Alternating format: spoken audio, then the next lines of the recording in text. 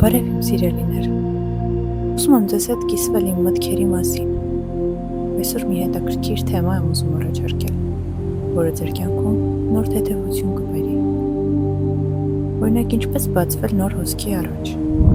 առանց վախի և սպասման։ Երբ մենք փակվում ենք հնից, հաճախ թվում է ամեն ինչ կանգ է առնում, բայց իրականում հենց այդ դադարի մեջ է ծնվում նոր հոսքը։ Այն գալիս է ոչ թե այն ժամանակ, երբ մենք սպասում ենք, այլ երբ ընդունում ենք, երբ թողնում ենք վախը, իսկ եթե չկա, և պարզապես ասում ենք,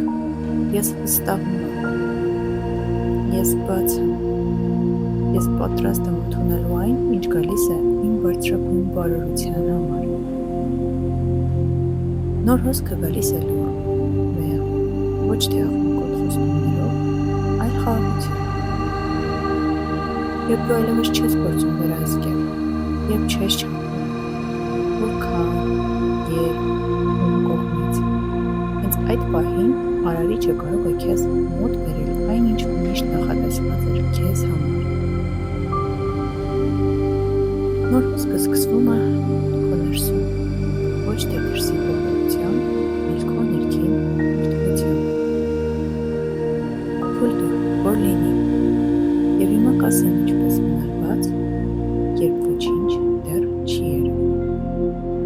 Այս բոլոր պրակտիկաները, որը դու անում ես, ես սպասում, որ այն իր գործողությունը պետք է քո կյանքում կատարի, և երբ ստուգում ես տիեզերքին, երբ դա տեղի կունենա, և ոչինչ չես տեսնում, դա չի նշանակում, որ ոչինչ չի կատարվում։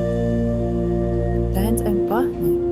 երբ տիեզերքը հավաքում է ամեն մանր մասնիկ, որպեսզի ամեն բան իր տեղը դնի։ Այդ պահերին ամենակարևորը չփորձել արագացնել ընթացքը։ Դու կարող ես պարզապես շնչել, զգալ քո սիրտը